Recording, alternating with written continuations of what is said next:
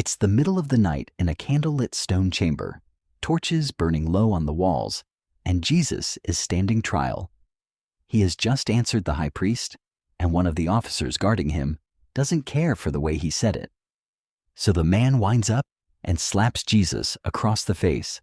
Stay on that moment, because every Christian watching already knows the rule Jesus gave. Somebody hits you on one cheek, you turn and give them the other one.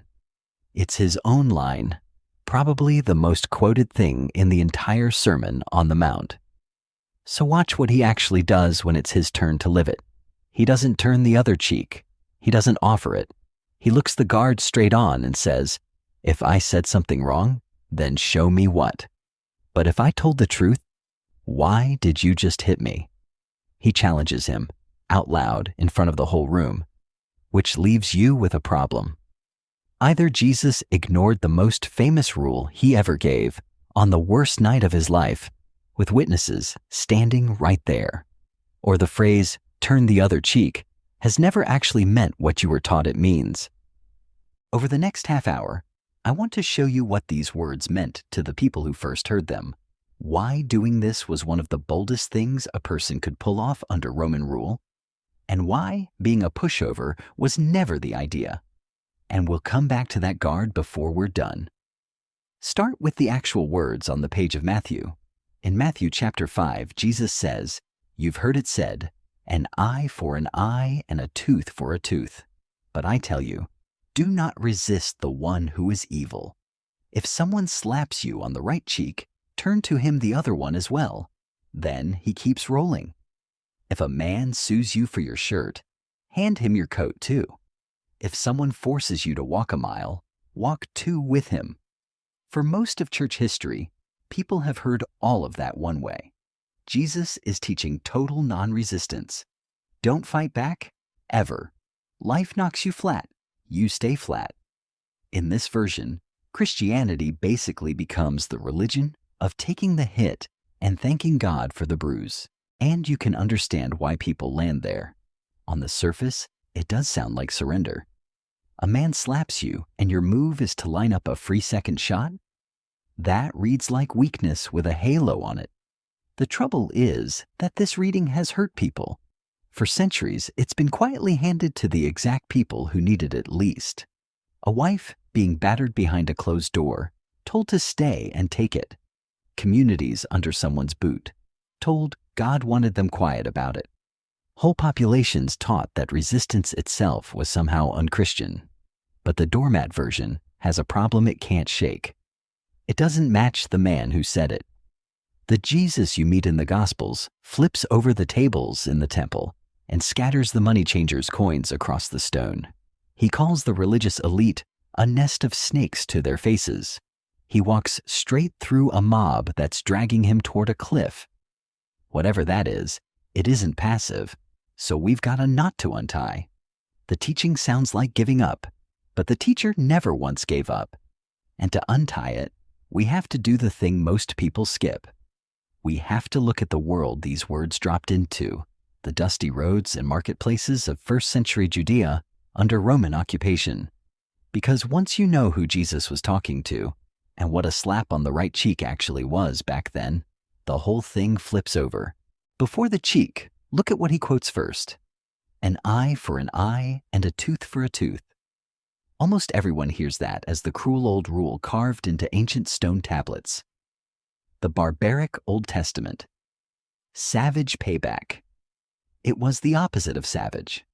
That law, the one scholars call the lex talionis, was one of the more merciful legal ideas going in the ancient world, right alongside the famous Code of Hammurabi. Picture what came before it. Somebody knocks out your brother's tooth, so your family kills his brother. His people burn your house. Yours wipes out 3 of theirs. That's how revenge worked back then. It escalated. Feuds ran for generations by torchlight, and a single insult could bury an entire village. An eye for an eye walked into that bloody mess and drew a hard line. The punishment can never be bigger than the crime. One eye, not a life. And it was written for the courts, for the judges.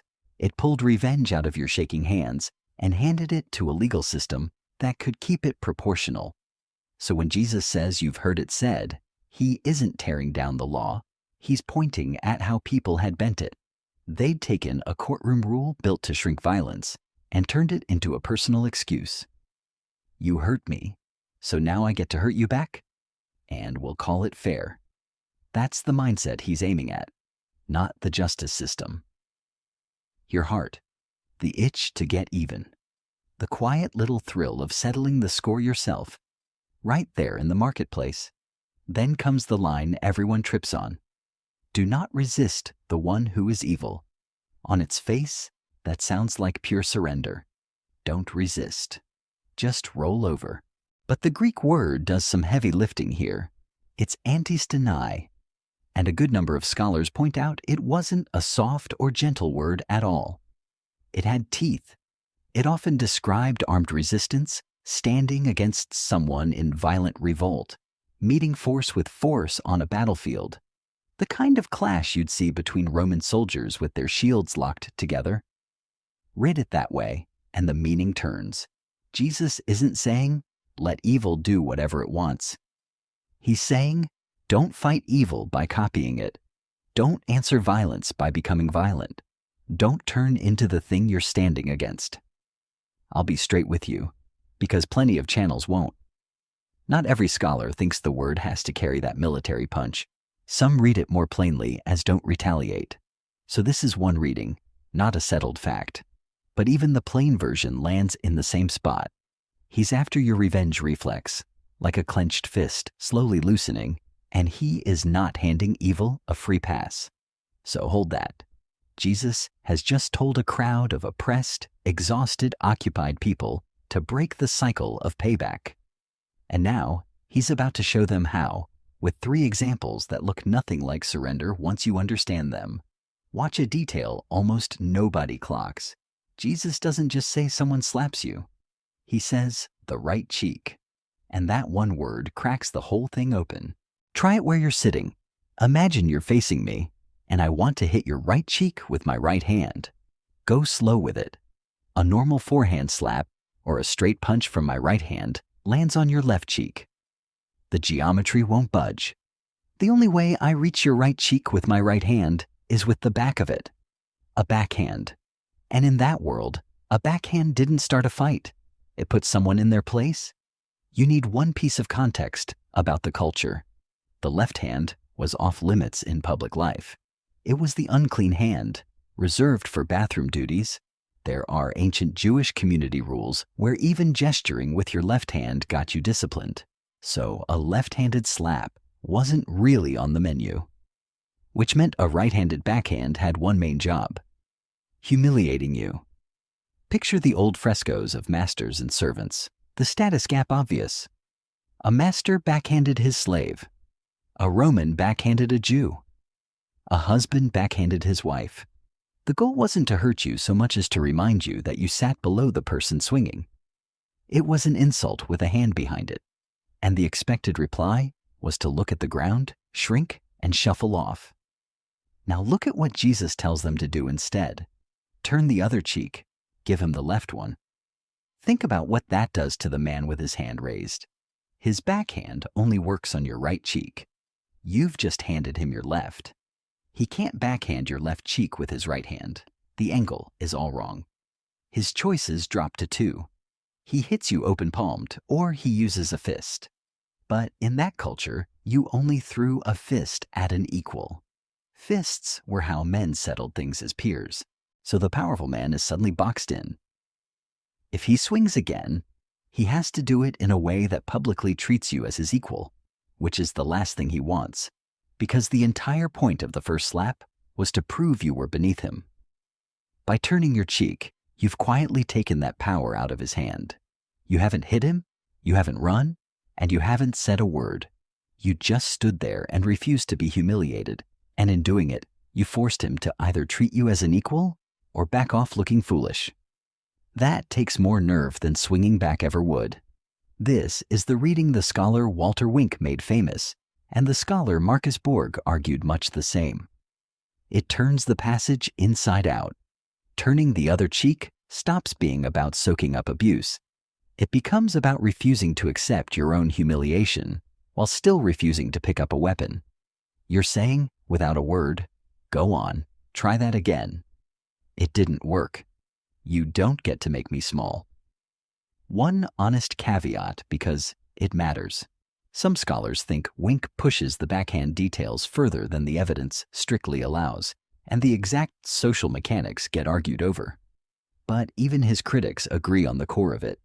This is about dignity and refusing revenge, not about being a punching bag.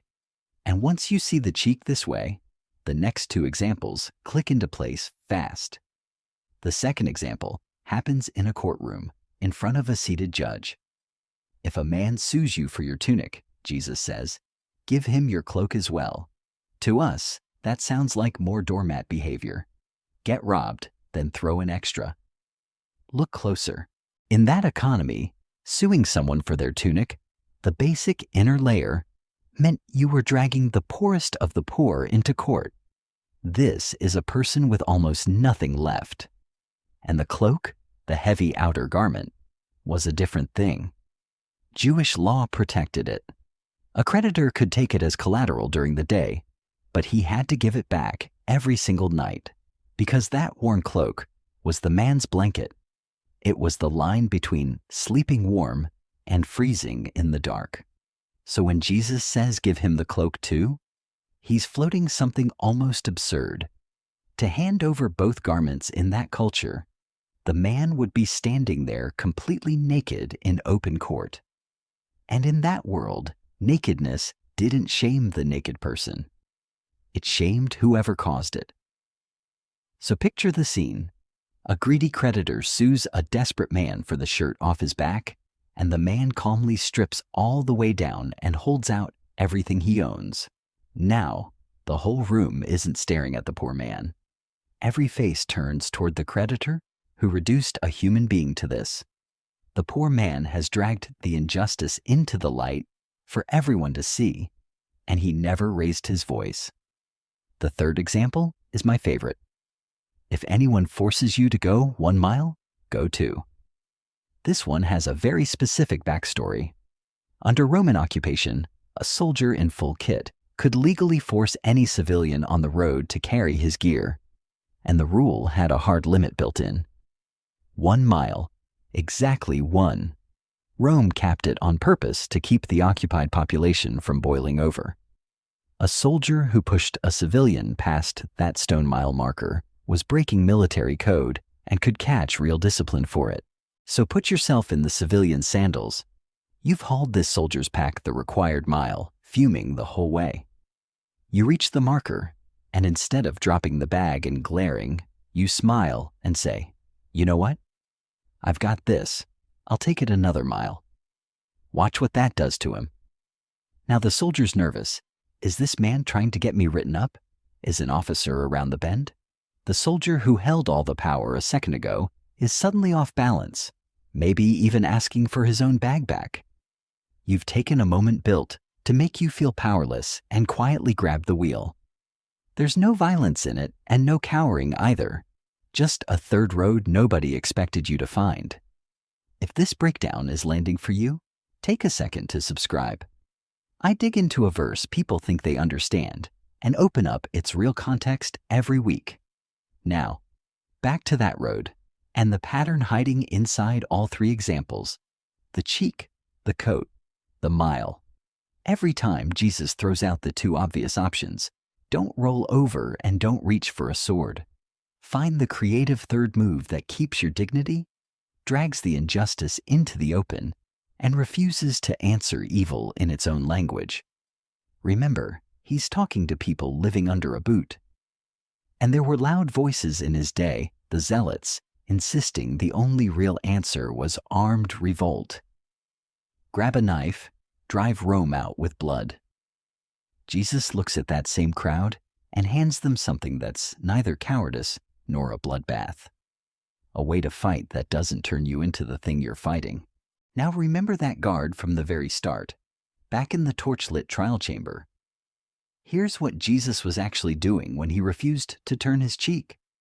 Because if this teaching really means passively eating every blow, then Jesus broke his own rule on the worst night of his life. He gets slapped for the way he answered the high priest. The same exact scenario he described in the sermon. So does he silently offer the other side of his face? No. He turns to the man and says, "If I said something wrong, testify to it. But if I told the truth, why did you hit me?" He calls out the injustice directly to the man's face.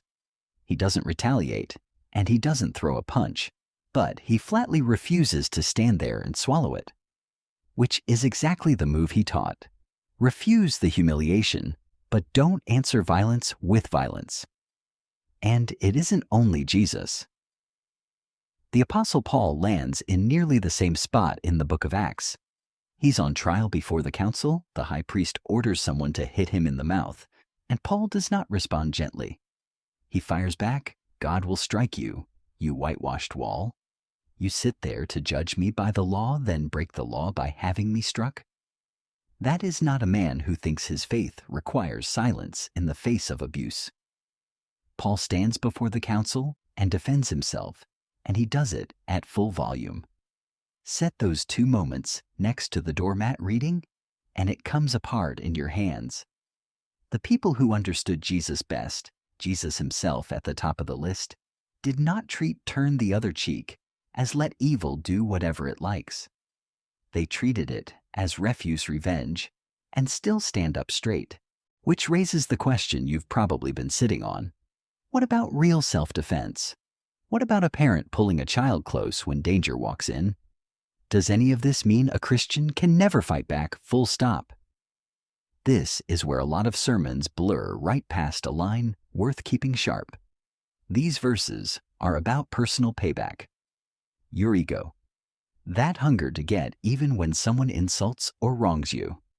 They aren't a policy paper on national defense or policing or stopping a violent attacker mid-swing.